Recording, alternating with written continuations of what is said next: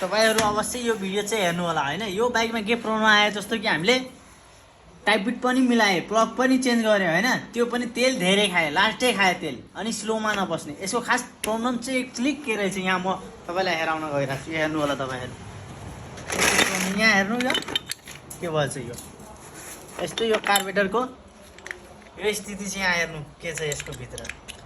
यहाँ हेर्नु के छ, यो पुरै यो फोर भएर पेट्रोल फोरै फोर छ। यहाँ हेर्नु यो सबै फोरै निस्केको छ। यहाँ हेर्नु यो पानी सानी यो पुरै फोरै फोर छ। यो यस्तो भएपछि तपाईले कार्बोरेटर खोलेर चेक गर्नलाई भन्नु होला। यस्तो छ, यहाँ कति फोर छ, रातो रातो यो हेर्नु यस्तो छ यो पुरै। अनि त्यही भएर यसको एक्चुअली प्रब्लम यही छ क्या, स्लोमा नबस्ने अनि तेल बढी खाने क्या।